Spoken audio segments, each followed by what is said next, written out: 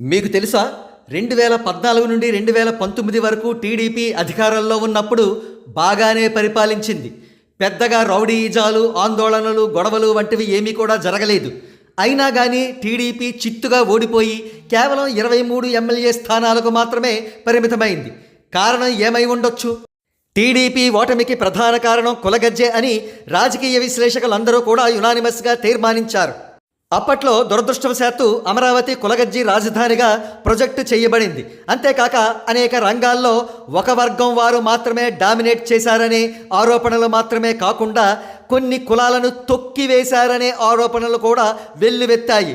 పర్యవసానం 2019లో టీడీపీ దారుణ పరాజయం. ఇది 2024 జనసేన పుణ్యమా అంటూ కూటమి పార్టీల సహకారంతో టీడీపీ అధికారంలోకి వచ్చింది. నారా లోకేష్ గారు విద్యాశాఖ మంత్రిగా పదవీ బాధ్యతలను స్వీకరించారు.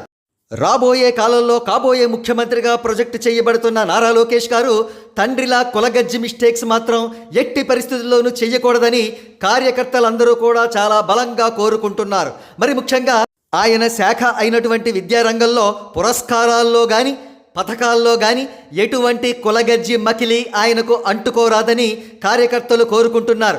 ఒకవేళ కులగజ్జి ఉందని నిరూపితం అయితే 2019లో టీడీపీకి పట్టిన గతే 2029లో కూడా పట్టే ప్రమాదం ఉందని, అంతేకాక ఆ ప్రమాదం కూటమిలోని ఇతర పార్టీలకు కూడా పొంచి ఉందని, ఆ పరిస్థితి తెచ్చుకోరాదని, ఎవరి శాపాలకు, కోపాలకు, తాపాలకు కూడా గురి కావద్దని నారా లోకేష్ గారిని ప్రజలంతా కూడా హెచ్చరిస్తున్నారు.